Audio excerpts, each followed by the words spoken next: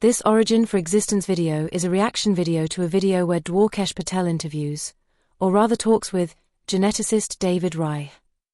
The video in focus is of extreme importance, but is not so easy to interpret correctly, because in our view David-Reich refrains himself from clearly saying what he really thinks, because he does not want to distress or prejudice others in front of consensus. Despite all this, this video is of extreme importance, A, for those who want to get insight in the real human history, and B, also because in the video and series in focus, David-Reich manifests important findings that did not yet find outlet for findings regarding extensive ancient DNA research that took place since at least 2014. This video in focus is in fact a part of a series that together takes just under 2 hours. David-Reich speaking next. About 5,000 to 4,500 years ago in Europe, there's a radical transformation in the ancestry of Europeans. An example of this is what happened in Britain. Origin for Existence speaking. The blue arrow points to the time of the transformation, or rather the radical replacement, this, 4,500 years ago. Shortly before 4,500 years ago, Stonehenge was built by the blue dot's Y-DNA haplogroup I and I2, with I being a very old haplogroup that reached a wide range and that include amongst other Orkney people, funnel Beaker peoples, etc. We call the people of these old haplogroups like the Megalithic builders, including the builders of polygonal walls and Cyclopean walls. Nevertheless, exactly these old haplogroups of builders were replaced around 4,500 years ago by R1BM269, the red dots or Bell Beaker Culture. That is the reason that there were no megalithic structures built after this transformation 4,500 years ago. David-Reich speaking next. So about 4,500 years ago, the farmers who are there, they arrived there 6,000 years ago, they build Stonehenge, and then within 100 years, 90% of them are gone, and they're replaced by migrants from the continent carrying pro-majority ancestry from the steppe north of the Black and Caspian seas. Origin for Existence speaking. David-Reich calls the group that built Stonehenge like farmers. We prefer to call them builders that also farm since long, and we justify and illustrate this slightly different vision in other videos. In other videos we will illustrate what they built, and how far their builds and influence reached. We argue, illustrate, and prove that they also built what some recognize as Ciclopian Works. Further we argue, illustrate, and we prove that their reach reached much further than the Ciclopian Works, that are illustrated on the image on your screen. That amongst others the builders of Malta, Palma, and Cyprus also belong to their group and range of haplogroups, and/or are related to them. And that even more importantly, that they do not all or even none of them descends from the continent, but that they descend from the Americas, by means of ships or even fleets and obviously advanced navigation, similar to how also the Y-DNA haplogroup R1BM269, the red dots, descends from the Americas. In the case of R1BM269, the red dots or Bell Beaker Culture, we know they descend from their prehistoric root R1 also located in the Americas, similar to all the other groups that influence the continent, amongst others Western Europe, funnel Beaker, and as latest Bell Beaker, and Western Eurasia steppe ancestry, Yamnaya. But also the older mostly prehistoric Y-DNA haplogroups C, I, G, H, etc. The Y-DNA haplogroup R1BM269, the red dots, descending from the Americas, is certain, because at and even before that time, that was the only prehistoric root R1 in the world, and it certainly was the only one that had gyres and currents at its coast that automatically would propel any boats and ships towards the continent, that dependent on chosen currents and winds and additional propelling and navigation would land on several probably well-chosen coasts and also megalithic ports logistics on the European Atlantic Facades, like amongst others the clearly very important Carnac in France, the interesting megalithic ports and shipyards in Greece, of the Cyclopean type. We of Origin for Existence do not claim at all that Cyclopeans were involved, we only use the name since at least some of their walls are called Cyclopean Walls. Instead of claiming Cyclops, we claim that the above-mentioned older haplogroups were the builders, and that these morphologically were quite identical, possibly slightly more robust, when compared to us modern humans and modern Europeans. We of Origin for Existence have several videos that argue and prove megalithic ports logistics on the European Atlantic Facades, Asian facades. Like Korea, Sulawesi, etc., but also the places the megalithic departure ports logistics in the Americas.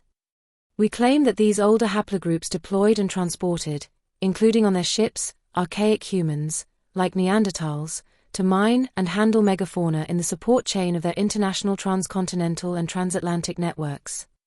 That is why on the here discussed locations both archaic humans, like Neanderthals, and megafauna are found, and why they got extinct simultaneously, together with megalithic building. The megafauna, sometimes in combination with fauna, in what consensus are found in sites described as megafauna kill sites and evidence of exploited megafauna genera. Neanderthal Fat Factory. A large-scale Neanderthal fat factory like at Neumarkt in Germany, where these ancient humans processed large numbers of animal carcasses, was discovered. The enigmatic jars of Indonesia and Southeast Asia. On Indonesia's Sulawesi Island, the Pokkia site in the Bahoa Valley is a stunning megalithic location where 27 massive stone calambars stand, eerily reminiscent of the mysterious jars in Laos. These ancient structures, dating from around 500 BCE to 500 CE, are particularly notable for their intricately carved lids, a contrast to the lidless jars of Laos. While local legends suggest ceremonial or funerary purposes, the true meaning and origin of these stone vessels remain elusive, deepening the mystery surrounding this ancient culture. Megafauna butchering Americas. Scientists have uncovered the first direct evidence that ancient Americans relied primarily on mammoth and other large animals for food. Their research sheds new light on both the rapid expansion of humans throughout the Americas and the extinction of large Ice Age mammals. Several South American archaeological sites provide evidence of prehistoric human hunting of megafauna, including locations in Venezuela, Colombia, and Brazil. These sites, dating back to the late Pleistocene and early Holocene, feature artifacts and remains of large animals like glyptodonts, extinct armadillo relatives, and other now extinct species. Several archaeological sites in the Americas provide evidence that giant ground sloths were hunted and butchered by humans. These sites, primarily in South America, include Campo Laborde, Arroyo Seco II, and Santa Elena rock shelter. Evidence includes bones with cut marks from tools used for butchering, and in some cases, indications of fire. David-Reich speaking next. This is one place where we know what happened very well, but we see it all over Europe. This wave of people from the east arrives and it displaces these successful densely packed farmers with new people, who have this ancestry from the east, who are not as focused on farming, although some of them are. The Yamnaya are these groups that thrived between about 5,300 and 4,600 years ago. Origin for existence speaking. We agree, but like to say more.